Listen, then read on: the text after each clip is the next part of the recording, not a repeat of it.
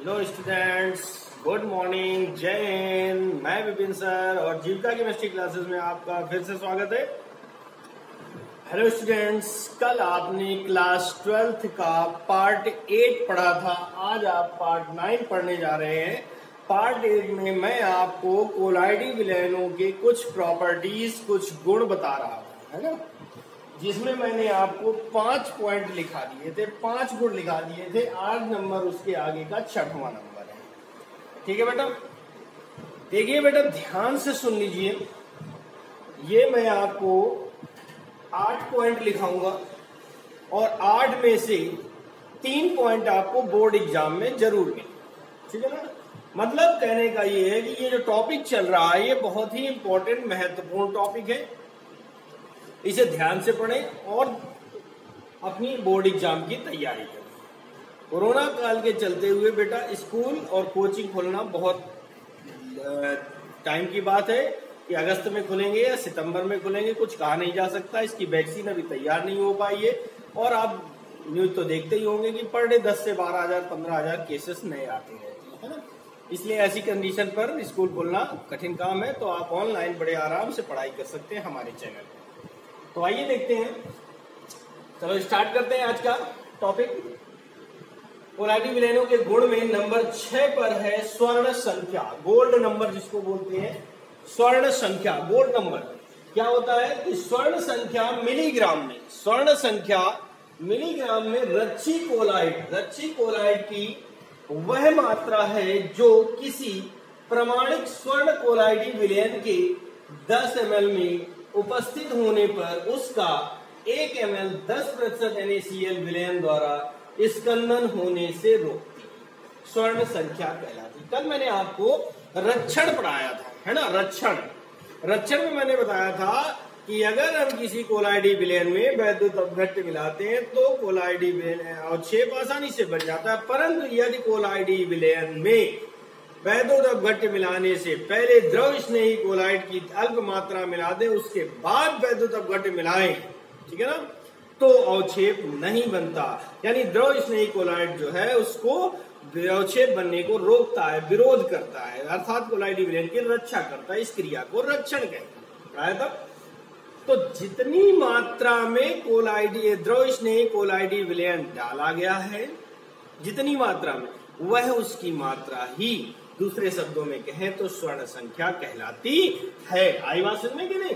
तो परिभाषा बनती है, थोड़ी सी टेढ़ी मेढ़ी परिभाषा है, बट इंपॉर्टेंट बहुत है, महत्वपूर्ण परिभाषा है, इसको लिखा जा सकता है इंपॉर्टेंट। ठीक है, कि स्वर्ण संख्या मिलीग्राम में रच्छी कोलाइड की वह मात्रा है जो किसी प्रमाणिक स्वर्ण कोलाइडी विलयन के 10 ml लिए जाए में उपस्थित होने पर उसका 1 ml 10% NaCl विलयन द्वारा स्कंदन यानी अवक्षेप बनने से रोकती है, स्वर्ण संख्या कहलाती है।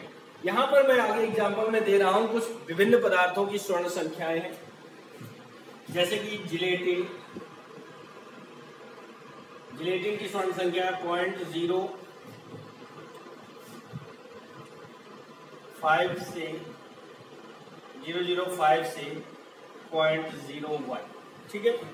और हीमोग्लोबिन जानते हैं भैया, ब्लड में होता है। हीमोग्लोबिन की होती है 0.03, कितनी होती है। और गम यानी गोंद, ये होती है 0.15।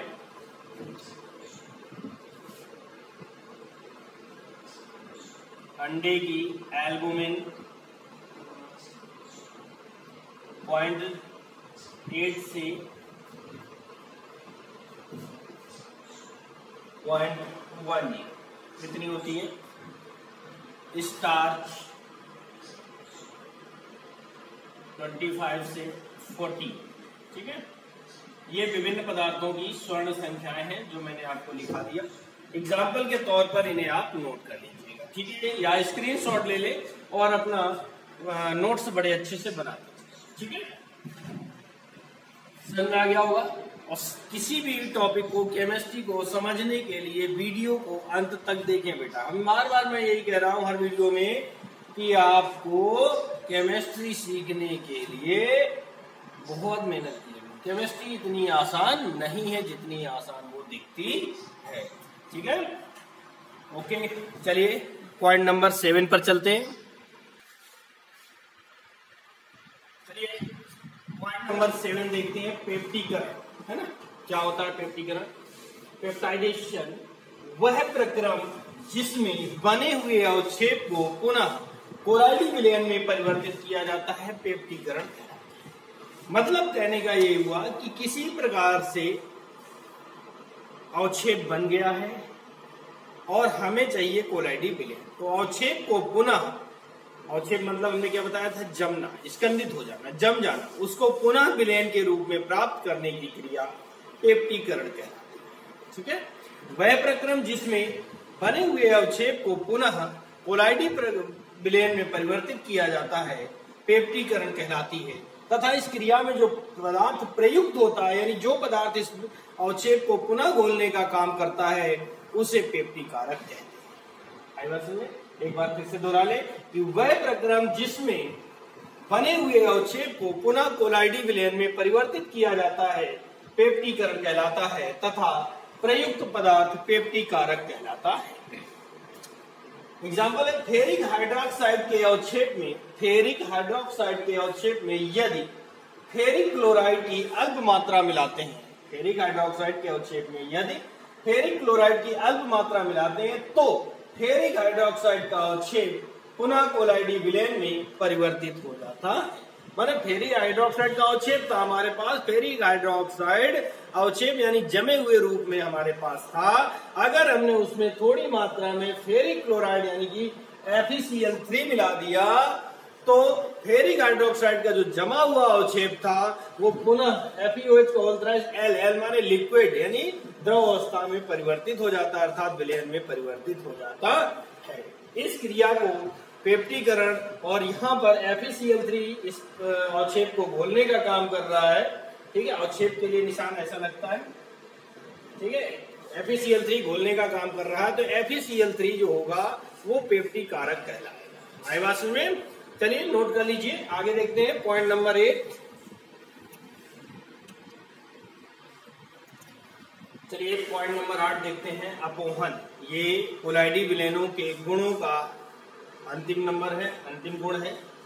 अपोहन डायलिसिस, देखिए इसके बारे में आप बहुत अच्छी तरीके से जानते होंगे, नहीं जानते मैं बताता हूँ। डायलिसिस आपने बहुत सुना होगा, अपोहन भले न सुना होगा। जिस व्यक्ति की किडनी फेल हो जाती है, उस व्यक्ति का ब्लड प्योर करने के लिए, शुद्ध करने के लिए डायलिसिस क्रिया अपनाई जाती है। ठीक है ना, बड़े बड़े हॉस्पिटलों में इसकी व्यवस्था होती है डायलिसिस करने की। आई बात सुन? तो देखिए डायलिसिस में होता क्या है कि पार्चमेंट झिल्ली द्वारा कोलाइडी विलयन में घुलित पदार्थों को पृथक करने की विधि अपोहन कहलाती है। बहुत सिंपल सी परिभाषा है, 1 नंबर का पूछा जाता है ज्यादातर, 2 नंबर पे बहुत कम आएगा, 2 पे पूछेगा तो क्रिया विधि भी पूछेगा। 1 नंबर की परिभाषा आती है कि पार्चमेंट झिल्ली द्वारा कोलाइडी विलयन में घुलित पदार्थों को पृथक करने की क्रिया या पृथक करने की विधि अपोहन कहलाती है। आई बात समझ में कि नहीं? पार्चमेंट झिल्ली द्वारा कोलाइडी विलयन में घुलित पदार्थों को पृथक करने की विधि अपोहन कहलाती है। क्रिया विधि में देखिए क्या होता है, एक परत नली होगी, उसमें ये पार्चमेंट झिल्ली लगा दी गई है, इसमें जल विलायक के रूप में जल को लिया जाता है और इसके अंदर भर देते हैं कोलाइडी विलयन। कोलाइडी विलयन में जो कण होते हैं विभिन्न आकार के, कुछ छोटे आकार के, कुछ बड़े आकार के होते हैं। ठीक है ना, तो अब सुनिए इसको ध्यान से कि जब किसी जिस कोलाइडी विलयन को शुद्ध करना होता है, ठीक है ना, जिस कोलाइडी विलयन को शुद्ध करना होता है, या यूं कह दें कि एक पर्चमेंट झिल्ली में अशुद्ध कोलाइडी विलयन, ये कैसा है? अशुद्ध। एक पर्चमेंट झिल्ली में अशुद्ध कोलाइडी विलयन लेकर इसे जल से भरे बीकर में, ये बीकर होता है, इसको बोलते हैं बीकर, जल से भरे बीकर में डुबो देते हैं। फिर से एक बार देखें, आपको स्वयं लिखना है, मैं बोल रहा हूं कंटिन्यू, उसी को नोट करते जाना है कि एक अशुद्ध कोलाइडी विलयन, सॉरी शुरू से देख ले, पर्चमेंट झिल्ली में अशुद्ध कोलाइडी विलयन लेकर उसे जल से भरे बीकर में डुबो देते हैं। अब चूंकि इसकी सांद्रता ज्यादा इसकी कम, तो हमारा जो जल है, जिससे जल आगे लिखेंगे, जिससे जल पर्चमेंट झिल्ली में प्रवेश कर जाता है और अपने साथ कोलाइडी विलयन के छोटे छोटे कणों को बाहर ले आता है, और अपने साथ कोलाइडी विलयन के छोटे छोटे कणों को बाहर ले आता है तथा बड़े कण वहीं पर रह जाते हैं, जिससे कि अशुद्धियां बाहर हो जाती हैं और शुद्ध विलयन अंदर रह जाता है। इस प्रकार हमें शुद्ध कोलाइडी विलयन प्राप्त हो जाता है। आई बात समझ में? फिर से एक बार देख लें, कंटिन्यू, बड़े ध्यान से सुनना। आप लिख सकते हैं कि एक पर्चमेंट झिल्ली में अशुद्ध कोलाइडी, एक पर्चमेंट झिल्ली में अशुद्ध कोलाइडी विलयन लेकर जल से भरे बीकर में डुबो देते हैं, जिससे जल पर्चमेंट झिल्ली के अंदर प्रवेश करता है और अपने साथ कोलाइडी विलयन में उपस्थित अशुद्ध के छोटे छोटे कणों को बाहर ले आता है। इन तीर के हिसाब से बाहर ले आता है, जिस और बड़े कण वहीं पर रह जाते हैं, झिल्ली के अंदर ही रहते हैं। आई बात समझ में? जिससे इसमें केवल शुद्ध कोलाइडी विलयन बचता है और अशुद्धियां जो होती हैं वो सब बाहर आ जाती हैं। इस प्रकार जो है अपोहन क्रिया संपन्न होती है, यानी कोलाइडी विलयन में उपस्थित अशुद्ध कण पृथक हो जाते हैं और इस झिल्ली को, यानी जो झिल्ली इसमें प्रयोग की जाती है, उसे अपोहक कहते हैं। आई बात समझ में? नोट कर लीजिए, डायग्राम में आपको बनाना होगा।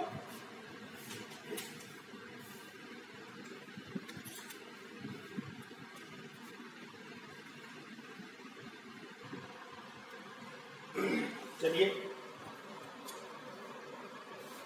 अभी तक आप पढ़ रहे थे कोलाइडी विलयनों के गुण, कोलाइडी विलयन के गुण समाप्त होते हैं।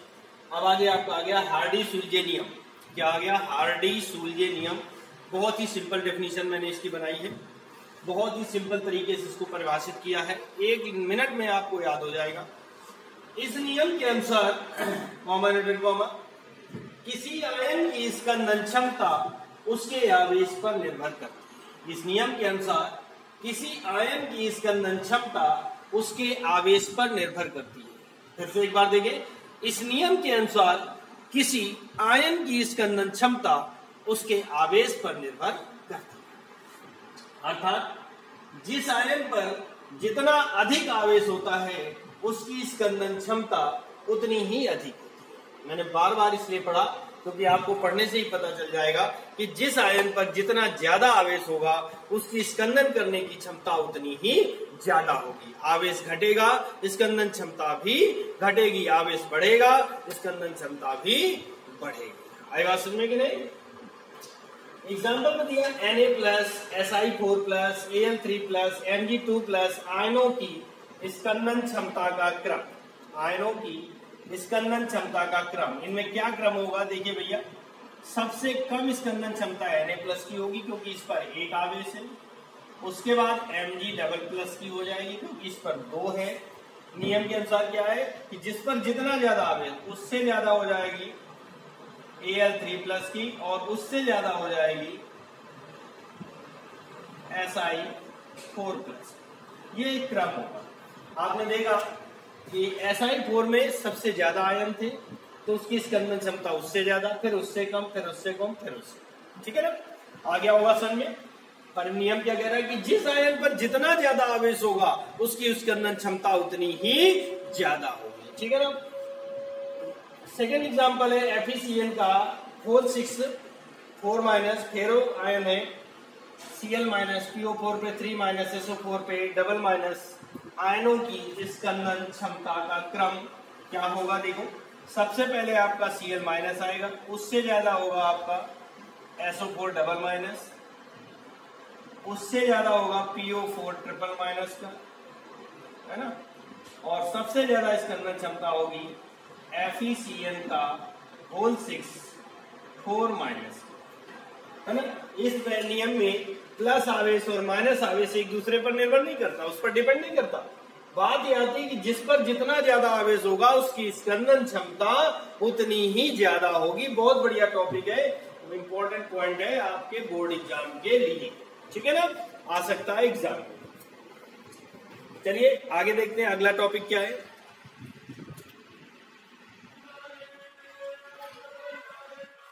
चलिए भाई आगे देखते हैं। अगली हेडिंग आती है पायस। ऐसा कोलाइडी तंत्र, पायस होता क्या है पहले समझ लीजिए। ऐसा कोलाइडी तंत्र जिसमें परिक्षिप्त प्रावस्था तथा परिक्षेपण माध्यम दोनों द्रव होते हैं, पायस कहलाता है। इससे पहले मैंने आपको दूसरे या तीसरे वीडियो में परिक्षिप्त प्रावस्था और परिक्षेपण माध्यम के बारे में बताया। परिक्षिप्त प्रावस्था क्या होती है? वह पदार्थ जो किसी दूसरे पदार्थ में घुल जाता है या वितरित हो जाता है, परिक्षिप्त प्रावस्था कहते हैं। जैसे कि चीनी को पानी में मिलाएं, है ना, चीनी को पानी में अगर हम मिलाते हैं तो चीनी जो है वो पानी में घुल जाए, तो चीनी हमारी हो गई परिक्षिप्त प्रावस्था और पानी हो गया परिक्षेपण माध्यम, ठीक है। लेकिन यहां पर चीनी ठोस है और पानी द्रव है। यहां पर जो कह रहा है पायस की डेफिनेशन में, वो ये कह रहा है कि दोनों ही द्रव हो, परिक्षिप्त प्रावस्था भी और परिक्षेपण माध्यम भी दोनों ही द्रव हो, तो वो कहलाता है पायस। एग्जाम्पल देते हैं। दूध सब लोग देखा है, सब लोग जानते हैं। दूध में पानी भी होता है, ये भी द्रव अवस्था में होता है, और इसमें घी उपस्थित होता है ना, घी निकलता है दूध से, क्रीम निकालते हैं, क्रीम से घी निकालते हैं, घी ये भी द्रव अवस्था में होता है। आई बात समझ में कि नहीं? तो परिक्षेपण माध्यम और परिक्षिप्त प्रावस्था दोनों किसमें है? द्रव अवस्था में। ऐसी कंडीशन को हम पायस कहते हैं। आया समझे? जिसमें यानी अगर मोटी बात कहें, जिसमें विलेय और विलायक दोनों द्रव हो, वो कहलाते हैं पायस। लेकिन लिखेंगे क्या कि ऐसा तंत्र जिसमें परिक्षिप्त प्रावस्था तथा परिक्षेपण माध्यम दोनों द्रव होते हैं, पायस कहलाते हैं। प्रकार में आ जाइए। पायस दो प्रकार के होते हैं। नंबर 1, जल में तेल का पायस, OW, O माने ऑयल, W माने वाटर, OW ऑयल वाटर।